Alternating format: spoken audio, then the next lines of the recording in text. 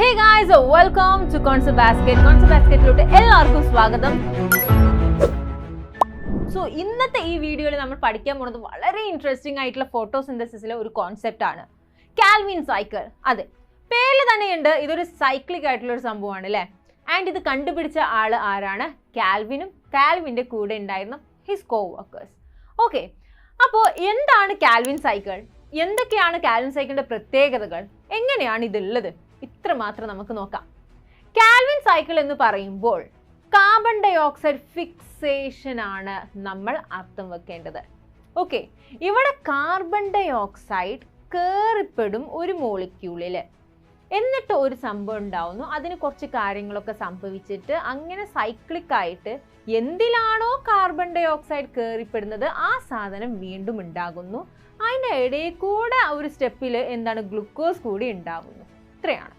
Okay, so Calvin cycle എന്ന് പറയുന്നത് ഒരു സൈക്ലിക് ആയിട്ടുള്ള ഒരു പ്രക്രിയയാണ്. ഇതിൽ പ്രധാനമായും 3 സ്റ്റെപ്പാണ് വരുന്നത്. ഒന്നാമത്തെ സ്റ്റെപ്പ് കാർബോക്സിലേഷൻ, രണ്ടാമത്തെ സ്റ്റെപ്പ് റിഡക്ഷൻ, മൂന്നാമത്തെ സ്റ്റെപ്പ് റീജനറേഷൻ. ഇതിൽ എന്താണ് റീജനറേറ്റ് ചെയ്യപ്പെടുന്നത്? കാർബൺ ഡൈ ഓക്സൈഡ് ആണോ? അല്ല.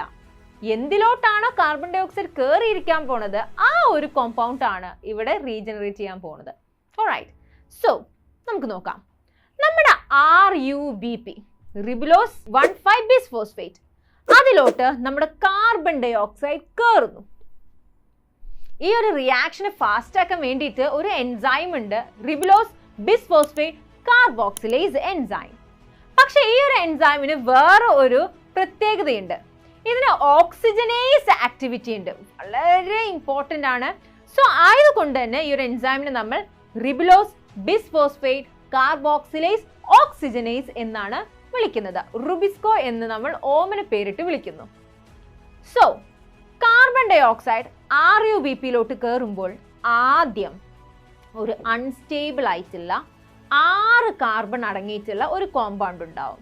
കാരണം RUBP 5 കാർബൺ ഉള്ള ഒരു കോമ്പൗണ്ട് ആണ്. അങ്ങനെ അൺസ്റ്റേബിൾ ആയിട്ടുള്ള ഈ ഒരു 6 കാർബൺ ഉള്ള കോമ്പൗണ്ട്, അതിലോട്ട് ഒരു വാട്ടർ മോളിക്യൂളും കൂടി ആഡ് ചെയ്യപ്പെടുമ്പോൾ എന്താവും? ഈ 6 കാർബൺ ഉള്ളത് സ്പ്ലിറ്റ് ആവും. ഈക്വലായി സ്പ്ലിറ്റ് ആയിട്ട് 3 കാർബൺ 3 കാർബൺ. അപ്പോൾ 3 കാർബൺ ഉള്ള 2 മോളിക്യൂൾ എന്ത് തരും നമുക്ക്? 3-ഫോസ്ഫോ ഗ്ലിസറിക് ആസിഡ് കിട്ടും. ഓക്കെ, 3-ഫോസ്ഫോ ഗ്ലിസറിക് ആസിഡ് തരും. ഈ 3-ഫോസ്ഫോ ഗ്ലിസറിക് ആസിഡ് ഈ ഒരു സ്റ്റെപ്പിലെ ഇത് ഉണ്ടാകുന്നത് വരെയുള്ള സ്റ്റെപ്പ്, അതിനെയാണ് കാർബോക്സിലേഷൻ എന്ന് പറയുന്നത്. ആൻഡ് 3-ഫോസ്ഫോ ഗ്ലിസറിക് ആസിഡ് ആണ് first stable product in Calvin pathway. And ഈ ഒരു സ്റ്റെപ്പാണ് the most crucial step in Calvin cycle. Okay, ഇനി 3-ഫോസ്ഫോ ഗ്ലിസറിക് ആസിഡിന് എന്ത് സംഭവിക്കും? മൂപ്പർക്ക് ഭയങ്കര ആഗ്രഹം ഒരു ഫോസ്ഫേറ്റിനെ കൂടി ആഡ് ചെയ്താലോ. അപ്പോൾ ആലോചിച്ചപ്പോഴാണ് നമുക്ക് എവിടെ നിന്നാണ് ഫോസ്ഫേറ്റ് കിട്ടുക? നമ്മളെ കയ്യിലുള്ളത് ലൈറ്റ് റിയാക്ഷനിൽ ATP ഉണ്ട്, NADPH ഉണ്ട് അല്ലേ. അതിൽ ഏതിലാണ് ഫോസ്ഫേറ്റ് ഇരിക്കുന്നത്? ATP എന്നാണ് സുഖമായിട്ട് ഫോസ്ഫേറ്റ് കിട്ടുക. സോ നമ്മുടെ ATP വരുന്നു, ഫോസ്ഫേറ്റ് കൊടുക്കുന്നു. ആ ഫോസ്ഫേറ്റും കൂടി ആഡ് ചെയ്യപ്പെടുമ്പോൾ എന്താവും? 1,3 ബിസ്ഫോസ്ഫോ ഗ്ലിസറിക് ആസിഡ് ആവും. കൂൾ.